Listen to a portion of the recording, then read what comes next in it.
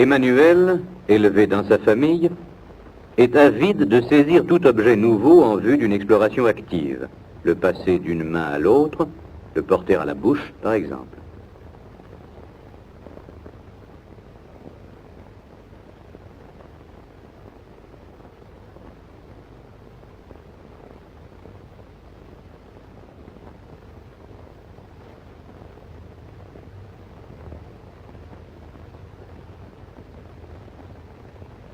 Totalement absorbé par ces manipulations, l'enfant prête peu d'attention à son entourage. Christine, régulièrement confiée à une crèche de jour, ne semble pas présenter un comportement différent de celui de l'enfant précédent.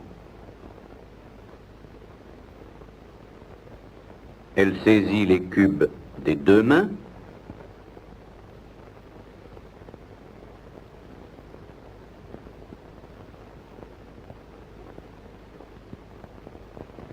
essaie de les superposer, les récupère quand ils tombent. Elle aussi est tout absorbée par son jeu.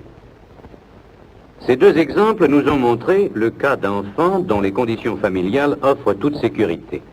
Par contre, lorsque ces conditions sont défavorables, au point de nécessiter un retrait et une hospitalisation, le comportement du nourrisson va s'en ressentir, ainsi qu'en témoigneront les séquences suivantes.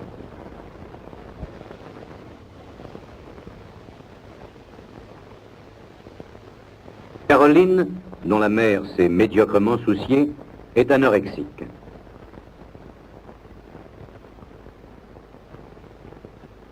Cet enfant porte bien la main à un cube, mais en fait elle s'y intéresse faiblement.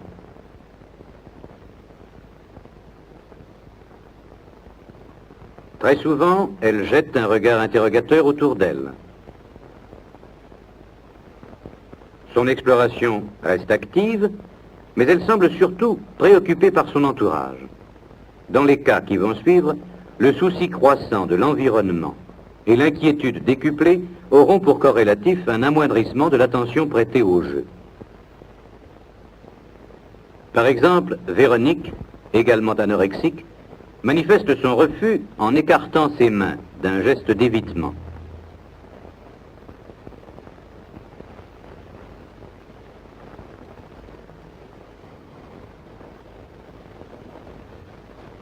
Si finalement elle saisit un cube, les regards inquiets qu'elle jette autour d'elle témoignent de son anxiété. Son attitude est figée, elle ne joue pas.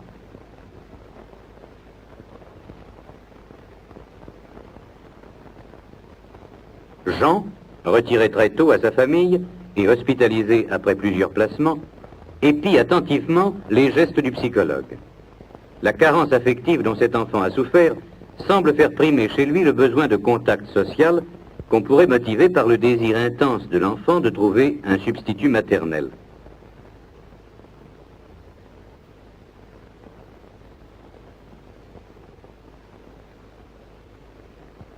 L'intérêt porté aux objets nouveaux est nul.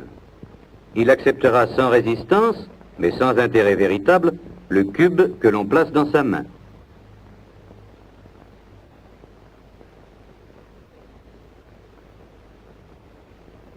René, dont le cas est similaire, se tient immobile devant les cubes.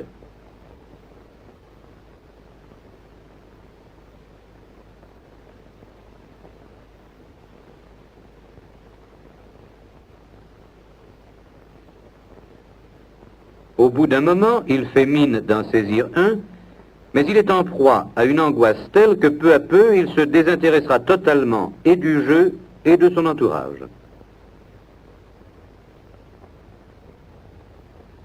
Épuisé, il s'absorbe en lui-même et se réfugie dans une satisfaction haute.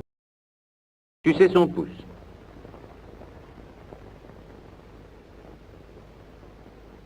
Annette, qui est aussi anorexique, a l'attitude figée. Son désintéressement est presque total.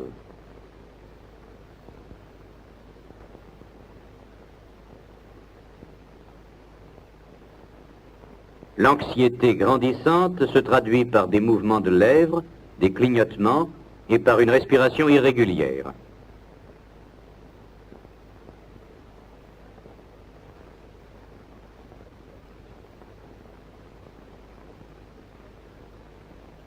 l'autisme se lit dans le regard vague de cette petite fille.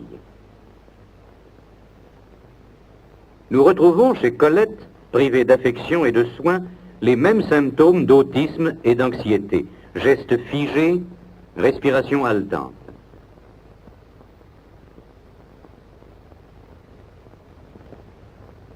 Ainsi donc, la carence affective suscite chez le nourrisson non seulement l'angoisse, bien connue des psychologues, mais elle favorise, en présence d'objets nouveaux et dans des situations inaccoutumées, une inhibition parfois doublée d'autisme dans les cas les plus graves.